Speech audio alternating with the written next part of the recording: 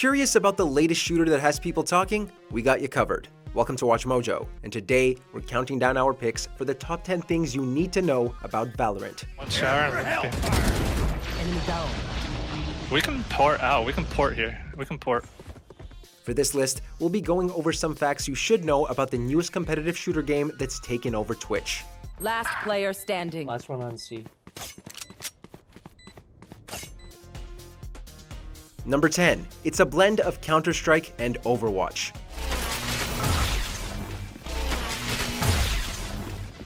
The hero shooter market has already been swamped with titles like Overwatch, Paladins, and plenty more titles over the past few years. But Valorant treats the formula a little differently. It plays a little more like Counter-Strike, focusing more on tactical gameplay while blending in hero abilities to make things more interesting.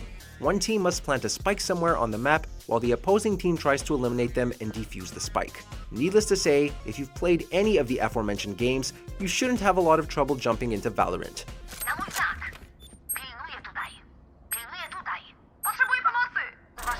Number 9.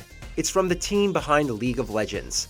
So for the last 10 years, we haven't just been making League of Legends. We always knew we wanted to make new games eventually, but not at the expense of, the growth and the needs of League of Legends. You probably already know this if you follow them closely, but Valorant is a brand new title from Riot Games. However, there are a few important things to note. Remember when Riot announced that they were working on several games set within the League of Legends universe?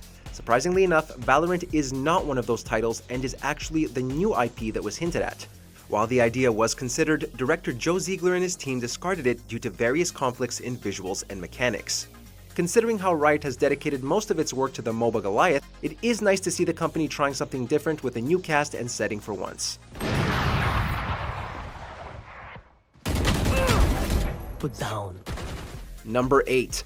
1st to 13. Trick shots. The game may seem similar to Counter-Strike, but its structure is slightly tweaked to appeal to more players. If you felt that Counter-Strike's first 16 wins rule made games drag out a little too long, Valorant may be a nice change of pace. Instead of 1st to 16, the game aims to keep things a tad shorter by making the win condition 1st to 13. The difference may not seem like much, but this number might be more friendly to those who don't have a lot of time on their hands. Plus, the game swaps teams at a pretty decent pace. Number 7. Weapon classes.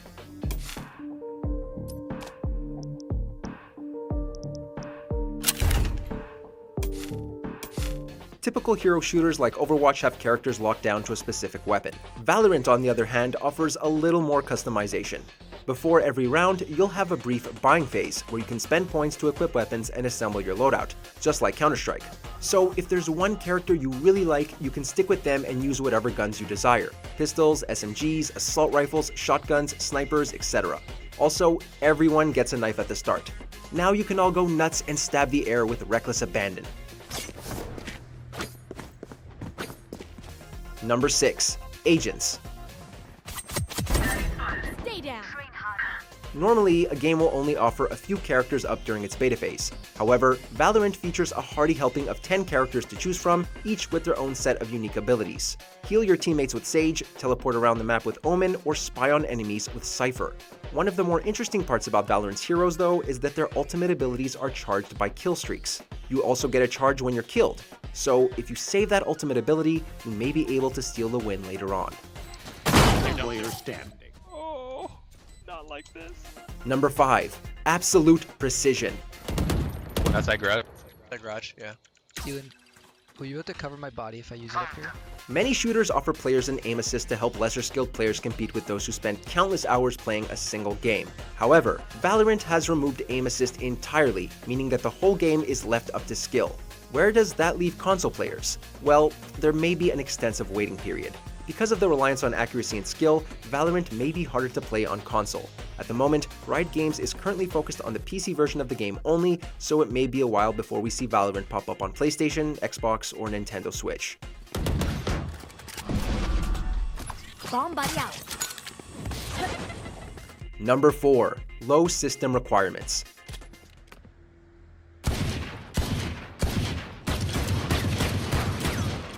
When developing an online game, or any game in this case, it's important that developers keep processing and hardware requirements low in order to get more players in. Riot Games has known that since they first developed League of Legends, and the design is carried over in Valorant. Basically, if you have a computer that can run Windows 7, you should have little problem running the game. This is just one of the many reasons why League became so successful, and with Valorant following the same blueprint, it's looking like Riot will repeat that success. My ult is ready. You failed. Now sleep. Number 3. Free-to-play model. Zostało 30 sekund. Uleczę cię.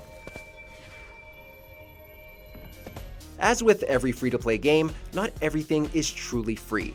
While Valorant will have in-game purchases, Riot is only doing the same thing it has been doing, selling cosmetics. For the time being, Valorant only has gun skins available for purchase, and it isn't looking like Riot is wanting to add character skins. You'll also be able to use a premium currency to unlock additional agents, or you can unlock them through special contracts. These are challenges that will reward you with not only agents, but additional gun skins as well. Also, there are no loot boxes. Rejoice. Number 2. It's currently in closed beta. Został jeden wróg. Został jeden gracz. At the time of recording, Valorant is scheduled to launch sometime in the summer of 2020. Right now, the game is in a closed beta, but there is a way for you to get in. The first step is in linking your Riot Games account with your Twitch account. Simple and easy. Now, you just have to wait for the email, right? Well, not necessarily. While most developers would stop there and just give you the code or say, sorry, you weren't selected, Riot is making players jump through an extra hoop, and it may take you a while to clear it. It all depends on how much time you have on your hands. Ojej, myśleliście, że walka będzie wyrównana? Want more video game content? Check out our gaming channel Mojo Plays and discover games and ideas you never knew existed. With more lists, breakdowns, and our latest series, Arcade Roulette. Justin and John are in! Oh. Hey, is that Porky Pig?